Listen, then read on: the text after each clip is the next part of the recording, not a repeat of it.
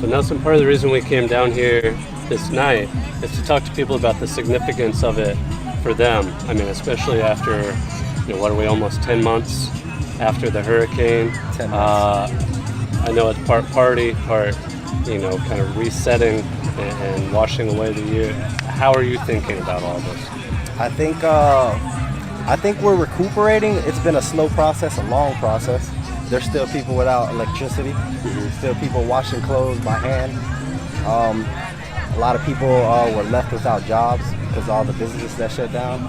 The economy here was affected because of the hurricane. That's obvious. But I mean, even after 10 months, I still think we haven't been able to, stand up from what happened.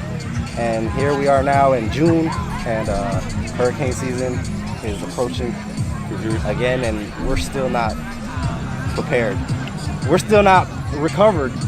And I think the the mood though of the people, I think they're taking it well, but there was a lot of people that suffered more than others, and not everybody understands that. Well, when you're talking about we're still recovering, do you feel like you've recovered? I think I've recovered. Speaking? Yeah, I didn't lose my job, thank God, right? I was able to go to work. I was without electricity for like 6 months. That was an obstacle for me because you come to your house, you get there in the evening and there's no electricity. You gotta have stuff repaired, go get gas. Gas was scarce for the first few months.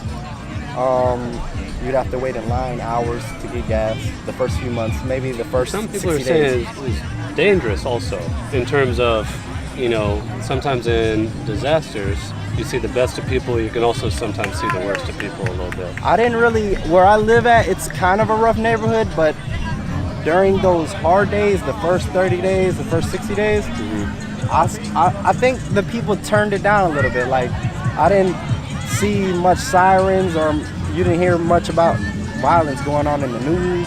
Right. The people that would be able to see the news, because I'd go to work and they have a generator. That's how I was able to see the news, or you could hear it on radio, because not even the phones were working.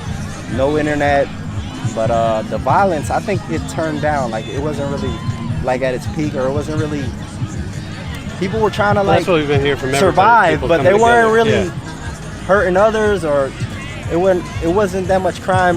I mean, people on people. Maybe, I don't think the crime was really affected like that.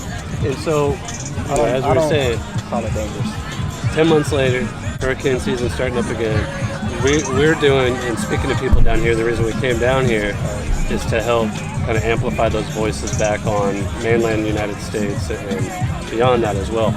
What do you want people to hear about where things are right now in Puerto Rico and what needs to be done?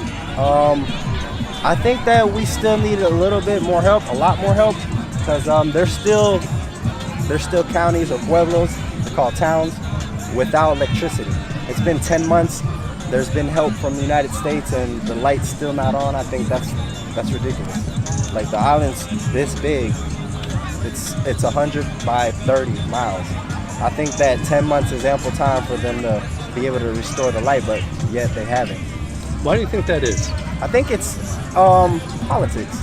I think it's negotiations that maybe, friends of the program, they have people to do the work, but they rather do it with people that they can get favors from later.